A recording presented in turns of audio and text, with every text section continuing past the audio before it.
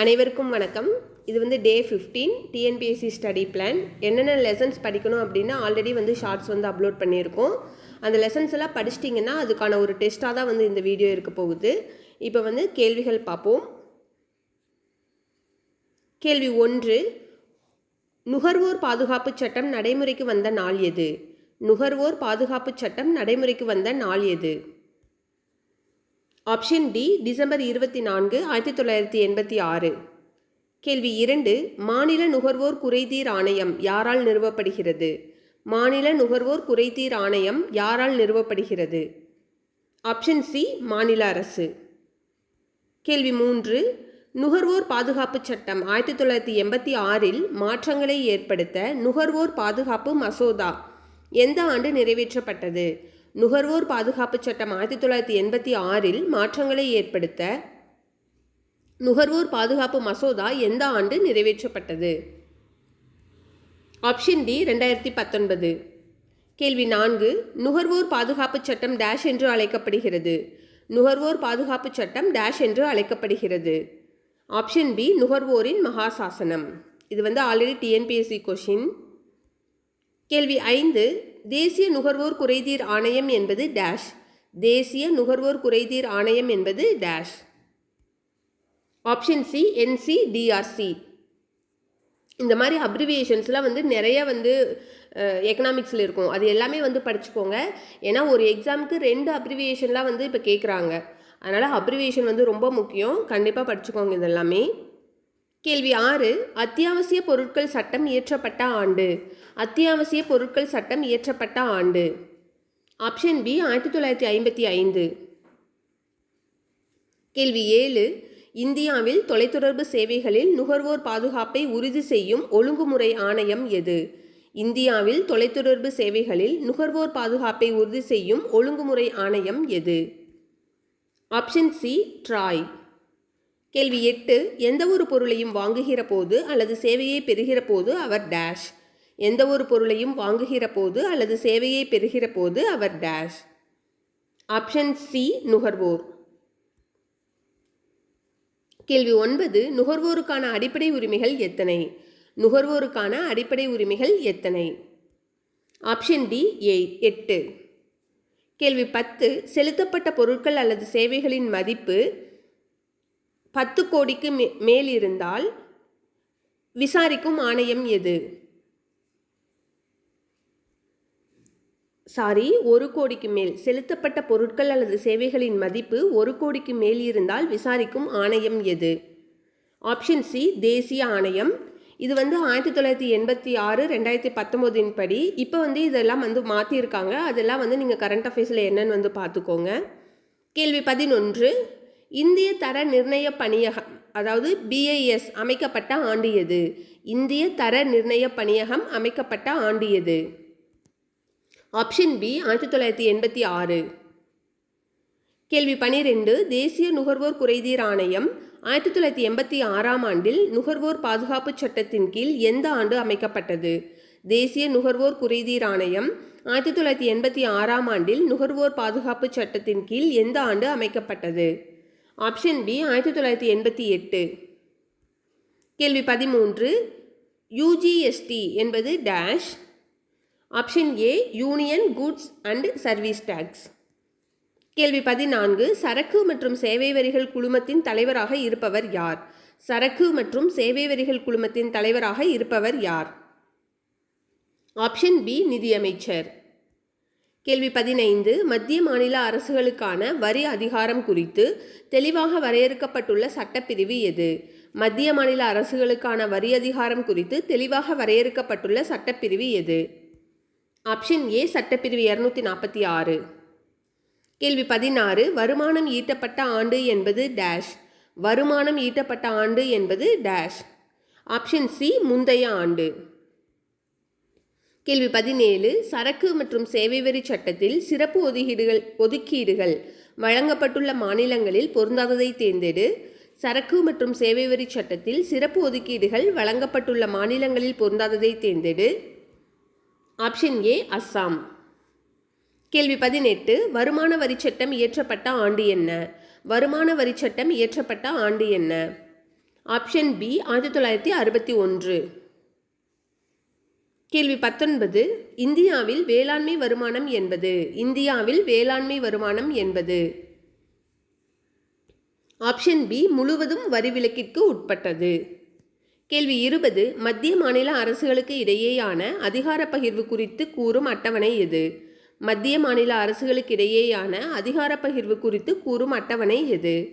Option C 7வது அட்டவணை. கேள்வி 21. தமிழகத்தில் முழுமையான அச்சகம் யாரால் நிறுவப்பட்டது? தமிழகத்தில் முழுமையான அச்சகம் யாரால் நிறுவப்பட்டது? ஆப்ஷன் டி சீகன் பால்கு. கேள்வி 22. 14 வரி செய்யுள் வடிவத்தை தமிழுக்கு அறிமுகம் செய்தவர் யார்? 14 வரி செய்யுள் வடிவத்தை தமிழுக்கு அறிமுகம் செய்தவர் யார்? ஆப்ஷன் ஏ பரிதிமாற் கலைஞர். கேள்வி 23. மாகாண அரசுகளில் இரட்டையாட்சி முறையை அறிமுகம் செய்த பின்னர் மாண்டேகு ஜெம்ஸ்போர்டு சீர்திருத்தங்களின் அடிப்படையில் முதல் தேர்தல் நடைபெற்ற ஆண்டு என்ன? மாகாண அரசுகளில் இரட்டையாட்சி முறையை அறிமுகம் செய்த பின்னர் மாண்டேகு ஜெம்ஸ்போர்டு சீர்திருத்தங்களின் அடிப்படையில் முதல் தேர்தல் நடைபெற்ற ஆண்டு என்ன? Option C 1920. கேள்வி 24. 1916 டிசம்பரில் எங்கு நடைபெற்ற கூட்டத்தில் பிராமணர் அல்லாதோர் அறிக்கை வெளியிடப்பட்டது? 1916 டிசம்பரில் எங்கு நடைபெற்ற கூட்டத்தில் பிராமணர் அல்லாதோர் அறிக்கை வெளியிடப்பட்டது? ஆப்ஷன் பி விக்டோரியா பொது அரங்கு. கேள்வி 25. நீதிக்கட்சி சுயமரியாதை இயக்கத்துடன் இணைந்து திராவிடர் கழகம் என பெயர் மாற்றம் செய்யப்பட்ட ஆண்டு என்ன? நீதிக்கட்சி சுயமரியாதை இயக்கத்துடன் இணைந்து திராவிடர் கழகம் என பெயர் மாற்றம் செய்யப்பட்ட ஆண்டு என்ன? Option D 1944. கேள்வி 26. இந்திய அரசு பொது பணியாளர் தேர்வாணையம் உருவாக்கிய ஆண்டு என்ன? இந்திய அரசு பொது பணியாளர் தேர்வாணையம் உருவாக்கிய ஆண்டு என்ன? Option C 1929. கேள்வி 27. தமிழ் மொழியியல் தூய்மைவாதத்தின் தந்தை என்று அழைக்கப்படுபவர் யார்? தமிழ் மொழியியல் தூய்மைவாதத்தின் தந்தை என்று அழைக்கப்படுபவர் யார்? Option B Maraimalai Adigal. கேள்வி 28. பொருந்தாததை தேர்ந்தெடு. புறப்பொருள் வெண்பாமாலை இது எப்போ பதிப்பிச்சாங்க அப்படின்னு சொல்லி தான் கேட்குறாங்க. இந்த எல்லா நூல்களுமே ஊவே சாமிநாதர் பதிப்பிச்சது. புறப்பொருள் வெண்பாமாலை பதிப்பிக்கப்பட்ட ஆண்டு 1895, மணிமேகலை 1898, ஐங்குறு நூறு 1903, பதிற்றுப்பத்து 1904 வரணும், 1905 கொடுத்துருக்காங்க. அதனால் ஆப்ஷன் டி தான் பொருந்தாதது. கேள்வி 29. நீதிக்கட்சி சுயமரியாதை இயக்கத்துடன் இணைந்தது டேஷ் என்று வழங்கப்படுகிறது. நீதிக்கட்சி சுயமரியாதை இயக்கத்துடன் இணைந்தது டேஷ் என்று வழங்கப்படுகிறது. Option D Dravidar Kazhagam. கேள்வி 30. 1923 முதன்முதலாக மே தின விழாவை ஏற்பாடு செய்தவர் யார்? 1923 முதன்முதலாக மே தின விழாவை ஏற்பாடு செய்தவர் யார்? ஆப்ஷன் சி மா சிங்காரவேலர். கேள்வி 31. ரஜபுத்திர போர் வீரர்களின் மனைவிகள் மற்றும் மகள்களின் கூட்டு தன்னார்வ தற்கொலை நடைமுறையை குறிப்பிடுவது டேஷ். ரஜபுத்திர போர் வீரர்களின் மனைவிகள் மற்றும் மகள்களின் கூட்டு தன்னார்வ தற்கொலை நடைமுறையை குறிப்பிடுவது dash. Option B jauhar.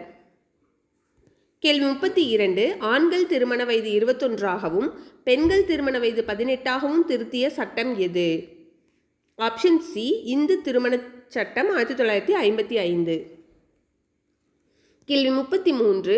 Madras devadasi சட்டம் நிறைவேற்றப்பட்ட நாள் எது? மதராஸ் தேவதாசி சட்டம் நிறைவேற்றப்பட்ட நாள் எது? ஆப்ஷன் ஏ 1947 அக்டோபர் 9. கேள்வி 34. பெண்களுக்கு அதிகாரம் அளிப்பதில் முக்கிய கவனம் செலுத்தும் திட்டம் எது? பெண்களுக்கு அதிகாரம் அளிப்பதில் முக்கிய கவனம் செலுத்தும் திட்டம் எது? Option B Mahila Samakhya. கேள்வி 35. பெண்களுக்கான தேசிய ஆணையம் அமைக்கப்பட்ட ஆண்டு. பெண்களுக்கான தேசிய ஆணையம் அமைக்கப்பட்ட ஆண்டு. Option C 1992. கேள்வி 36. இந்திய ஊழியர் சங்கத்தை கோபாலகிருஷ்ண கோகலே தொடங்கிய ஆண்டு. இந்திய ஊழியர் சங்கத்தை கோபாலகிருஷ்ண கோகலே தொடங்கிய ஆண்டு. Option A 1905. கேள்வி 37. 1916 இந்திய மகளிர் பல்கலைக்கழகம் யாரால் தொடங்கப்பட்டது? 1916 இந்திய மகளிர் பல்கலைக்கழகம் யாரால் தொடங்கப்பட்டது? Option C D K. கார்வே. கேள்வி 38 எத்தனை சரியான இணைகள்? ஒன்று 1854 சார்லஸ் வுட் அறிக்கை, இது சரியான இணை தான். 2 1882 ஹண்டர் குழு, இது சரியானது தான். 3 1846 பெண்களுக்கான குறைந்தபட்ச திருமண வயது 14, இது தவறானது, 10 தான் வரும். 1930 சாரதா சட்டம் படி பெண்கள் திருமண வயது 18, இது தவறானது, இது 14 வரும். ஸோ 1, 2 மட்டும் சரி. அப்போது ஆப்ஷன் பி 1, 2. கேள்வி 39 முத்துலட்சுமி அவர்கள் தேவதாசி ஒழிப்பு மசோதாவை முன்மொழிந்த ஆண்டு. முத்துலட்சுமி அவர்கள் தேவதாசி ஒழிப்பு மசோதாவை முன்மொழிந்த ஆண்டு. Option C 1930. கேள்வி 40 பிரிட்டிஷ் அரசாங்கம் சதியை டேஷ் என அழைத்தது. பிரிட்டிஷ் அரசாங்கம் சதியை டேஷ் என அழைத்தது. ஆப்ஷன் பி குற்றம் சார்ந்த கொலை. கேள்வி 41 இந்து விதவை மறுமணச் சட்டம் இயற்றப்பட்ட ஆண்டு. இந்து விதவை மறுமணச் சட்டம் இயற்றப்பட்ட ஆண்டு. Option B 1856. கேள்வி 42 1889 இந்து விதவைகளுக்காக சாரதா சதன் பம்பாயில் தொடங்கியவர் யார்? 1889 இந்து விதவைகளுக்காக சாரதா சதன் பம்பாயில் தொடங்கியவர் யார்? Option A Pandita Ramabai. கேள்வி 43 தேவதாசி முறையை எதிர்த்தவர்களுள் பொருந்தாதவரை தேர்ந்தெடு. இது ஆப்ஷன் டி தான் பொருந்தாதவர். முத்துலட்சுமி ரெட்டி, பெரியார், மூவலூர் ராமாமிர்தம் இவங்க எல்லாருமே தேவதாசி முறையை எதிர்ப்பாங்க. கேள்வி 44 பிஎம் மலபாரி என்பவர் ஒரு டேஷ். பிஎம் மலபாரி என்பவர் ஒரு ஆப்ஷன் டி பத்திரிகையாளர். கேள்வி 45 கந்துக்கூரி வீரேசலிங்கம் வெளியிட்ட பத்திரிகை எது? கந்துக்கூரி வீரேசலிங்கம் வெளியிட்ட பத்திரிகை எது? Option A Vivekavardhini. கேள்வி 46 உள்நாட்டு திருமண சட்டம், அதாவது குழந்தை திருமணம் இதில் தடை செஞ்சுருப்பாங்க. உள்நாட்டு திருமண சட்டம் இயற்றப்பட்ட ஆண்டு. Option A 1872. கேள்வி 47 தென்னிந்திய மொழிகள் தனிப்பட்ட மொழி குடும்பத்தைச் சேர்ந்தவை, அவை இந்தோ ஆரிய குடும்ப மொழிகளோடு தொடர்பில்லாதவை என்னும் கோட்பாட்டை உருவாக்கியவர் யார்? தென்னிந்திய மொழிகள் தனிப்பட்ட மொழி குடும்பத்தைச் சேர்ந்தவை, அவை இந்தோ ஆரிய குடும்ப மொழிகளோடு தொடர்பில்லாதவை என்னும் கோட்பாட்டை உருவாக்கியவர் யார்? Option B F W. எல்லிஸ். கேள்வி 48 மறைமலை அடிகளின் சமரச சன்மார்க்க சங்கம் என்னும் நிறுவனம் டேஷ் என பெயர் மாற்றம் செய்யப்பட்டது.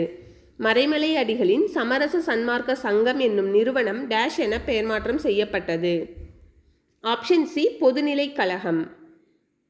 கேள்வி 49 கீழ்கண்டவற்றுள் சி.வே. தாமோதரனார் அவர்களால் பதிப்பிக்கப்பட்ட நூல்களில் பொருந்தாததை தேர்ந்தெடு. தொல்காப்பியம் வீரசோழியம், இறையனார் அகப்பொருள் விளக்கம், இலக்கண விளக்கம், கலித்தொகை சுலாமணி, இது எல்லாமே அவர் பதிப்பித்த நூல்கள் தான். ஸோ பொருந்தாதன்று எதுவும் இல்லை. கேள்வி 50 ஊவே சாமிநாதர் காலம் என்ன? ஊவே சாமிநாதர் காலம் என்ன? ஆப்ஷன் பி 1855 முதல் 1942 வரை. அவ்வளோதான், 50 கேள்விகள் இருக்குது.